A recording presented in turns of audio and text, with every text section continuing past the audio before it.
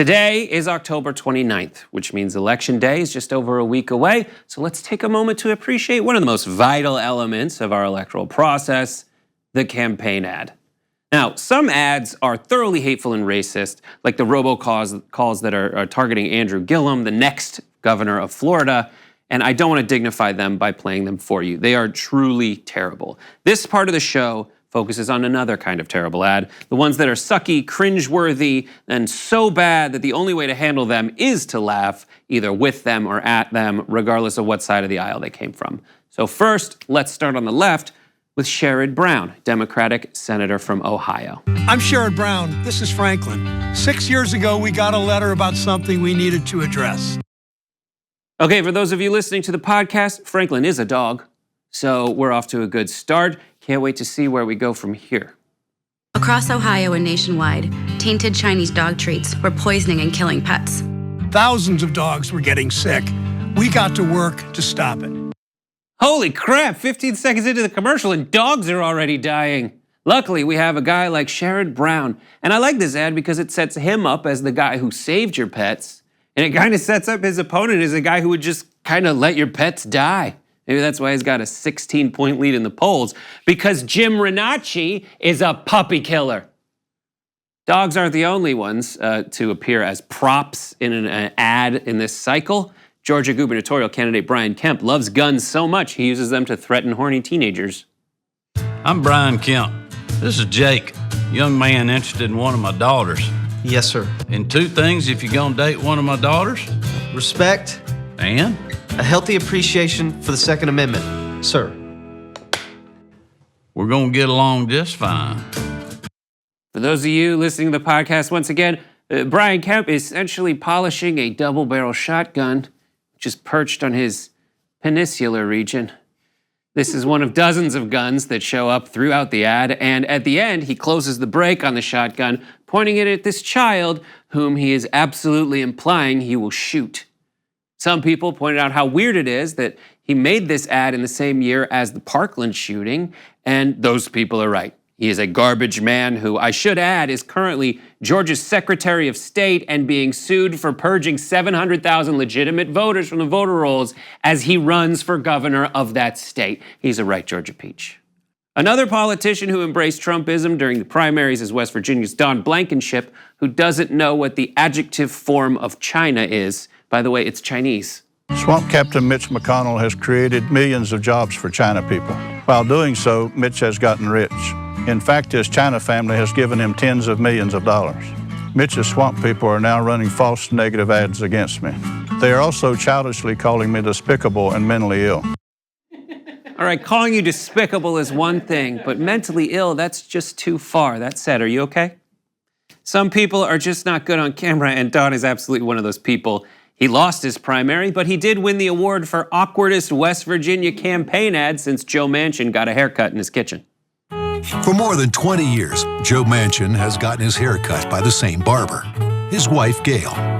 I'm Joe Manchin. I sponsor this ad because a penny saved is a penny earned. I also get my hair cut in my kitchen where meals are prepared. Yum, think about it, West Virginia. Vote Joe Manchin. Oh, God. Got some in my mouth right now. Next up, Virginia congressional hopeful Dan Helmer. Pay close attention and see if you can tell whether he's kind of into the movie Top Gun, using the logo from Top Gun to inspire the graphic sequence in his advertisement. The ad features his potential constituents more or less reenacting a scene from the film, but instead of Kelly McGillis, they're serenading Republican incumbent Barbara Comstock. That you can't get her to hold a town hall. Town hall? Do you want better than that?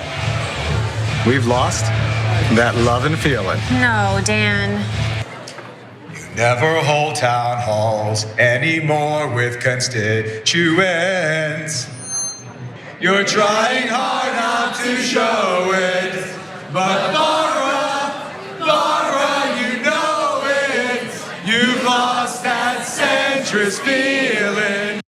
How does everybody know all the words?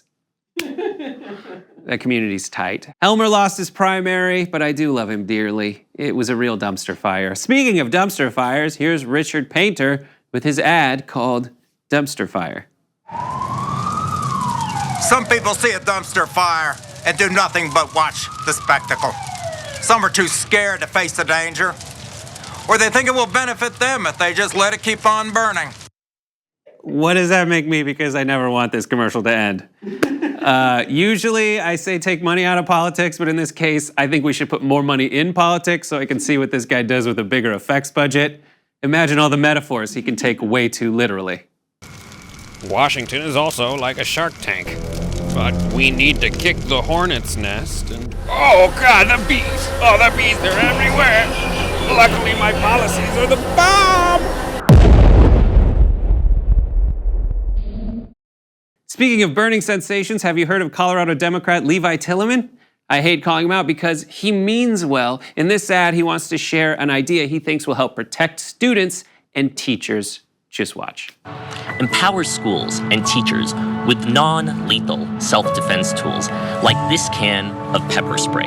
Trust me, this will stop anyone in their tracks.